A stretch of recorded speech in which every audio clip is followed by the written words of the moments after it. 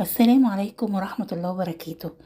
لو عندك كيس مكرونة وشريحتين بانيه، تعالي وانا اقولك على احلى واسهل واكتر طريقة مكرونة بالصوص الابيض اقتصادية وتقدري تعمليها. اول حاجة هنحط كمية مية مش كتيرة، وهنحط عليها حوالي اقل من نص كيلو لبن، وهنخليها تغلي، وهنحط عليها شوية فلفل اسود. الطريقة دي هتعمليها في حلة واحدة، ومش هتعملي فيها دقيق وكلام ده، لا هو زي ما انا بقول لكم كده، حبة مية ما يكونوش كتير. الكلام دوت لمقادير نص كيلو او كيس مكرونة اللي هو 400 جرام. فانت هتحطي حبة مية صغيرين، هتحطي عليهم حوالي نص كيلو لبن، ممكن يكون اقل من نص كيلو بس قولي انت نص كيلو عشان ما تتلخبطيش. وهنحط عليهم حبة فلفل اسود وشوية ملح. هنسيب كل الكلام دوت لحد ما يغلي. واي نوع مكرونة انت بتحبيه، ما تتقيديش بنوع معين ولا بشكل معين. انا كان عندي الودع فحطيت كيس مكرونه ودع. هنسيبه لغايه لما يبقى 3/4 سوا على العين الكبيره، وبعد كده هوت هننقله على العين الصغيره. الاول عندي شريحتين بانيه، هما شريحتين مش اكتر من كده. لو انت عايزه تحطي اكتر حطي، بس انا بقولك ان هي اقتصاديه. هنقطع الشريحتين البانيه مكعبات، وهغسلهم كويس وهضيفهم على المكرونه، وبعد كده هسيبهم يستووا 3/4 سوا، وبعد كده هنقلها على العين الصغيرة زي ما انتوا شايفين كده. هي كانت حوالي نص المية باللبن اللي انتي حطاها شربتها.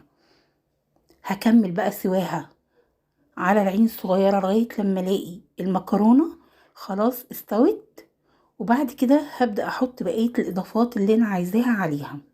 وطبعا قدامكم المكرونة وقدامكم المية نقصت قد ايه، ما خليهاش لما تنقص خالص. هنا دي مكرونه كيري اللي هي بتبقى سايبه، اللي في كل اي سوبر ماركت فيه المكرونه فيه الجبنه دي. خلاص هحط عليها معلقتين كبار من الجبنه الكيري، وهحط كمان شريحه من الجبنه الرومي. عندك جبنه رومي مبشوره حطي شويه، ما عندكيش اي شريحه جبنه رومي من اللي انت جايباها للساندوتشات، وقطعي منها، خدي منها واحده وقطعيها كده على على المكرونه زي ما انا هعمل دلوقتي. وبعد كده هتقلبي كل الكلام ده بقى مع بعضه. اهي حتة جبنة رومي مش كبيرة، هما دول كانوا 2 بس متقطعين رفيع قوي يعني. هقطعهم واحطهم على الجبنة المكرونة،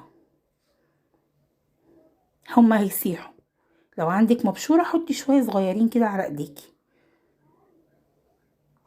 وبعد كده هحط شوية فلفل اسود تاني، وهحط ماجي.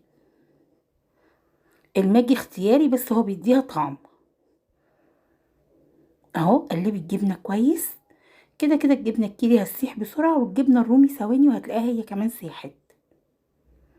الطريقة دي حلوة غير اللي بنعمل لها دقيق زي البشاميل كده ونقلبها فيها، لا لا دي حلوة قوي. جربت الطريقة دي والطريقة التانية. الطريقة دي اسهل وفي حلة واحدة، وبتديكي طعم حلو قوي. وما بتسلقي المكرونة مع اللبن، المكرونة طعمها بيبقى حلو، طعم المكرونة عجينتها نفسه بيتغير، بيبقى طعمه حلو ولذيذ.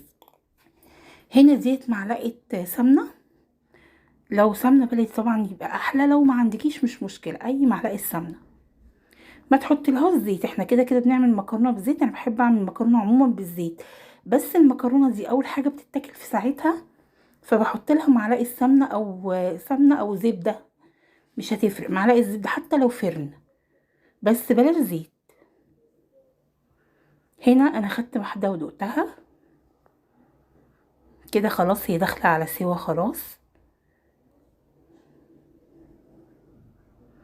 في الوقت دوت لو لقيتيها محتاجه شويه ملح حط لها، عايزه شويه فلفل اسود كمان حط لها، عايزه واحده ماجي حط لها كده يعني، فاهميني؟ ممكن تحطي رشه جوز الطيب، انا ما كانش عندي، بس ممكن تحطي في الوقت دوت رشه جوز الطيب بسيطه، بتديها طعم برضو حلو قوي. انا حطيت حبه فلفل اسود وحبه جنزبيل، ومكعب ماجي زي ما قلت لكم كده فركته وهحطه عليها. انا كنت حاطه في الاول شويه ملح صغيرين مع اللبن والميه وهما بيغلوا. خلاص هسيبها بقى ثواني كده مع بعضها تشكشك مع بعضها. تكون الجبنه الرومي خلاص ساحت وهي كده كده خلاص المكرونه كانت داخله على سوا والفراخ استوت. وبعد كده بتقدميها سخنه زي ما هي كده وبتتاكل في ساعتها. المكرونه دي ما تكتريش منها، اي مكرونه بالصوص الابيض ما تكتريش منها، تعملي على قد ما هتاكلي، ما تعمليش كتير وتركني وبعد كده لا ما بتبقاش حلوه، هي في ساعتها كده. انا دقتها كده لقيتها مظبوطه وتمام. خلاص بعد كده هتتغرف. الطريقه بتاعتها سهله قوي يا جماعه واي حد يعرف يعملها. حطيتها بقى في سيرفيس كبير، وانتي بعد كده بقى حطي في اطباق او حطي على كيفك، طريقه التقديم دي براحتك. بس بصوا بقى عامله ازاي، ولا محتاجه ان انت تعملي تحمري دقيق وتعملي الطريقه التانية دي ولا اي حاجه، هي كده منها فيها النشا بتاع المكرونه تقل الصوص بتاعها مع الجبن وكده. بقت حلوه جدا وسهله ومعموله في حله واحده ولا وسختي حاجه، وكمان اقتصاديه، مش ما خدتش منك حاجات كتير، ده هما شريحتين بانيه. طريقتها حلوة جدا، تعمليها مع شوية سلطة ولا اي حاجة جنبها او حتى لوحدها، والله طعمها حلو جدا جدا، يا ريت الكل يجربها بجد. مش هتبطلوا تعملوا الطريقة ديت للمكرونة بتاعت الصوص الابيض اهي. وكان طعمها في الوضع حلو قوي كمان. يا رب تجربوها وتعجبكم، ومع الف سلامة، وقابلكم في فيديو جديد.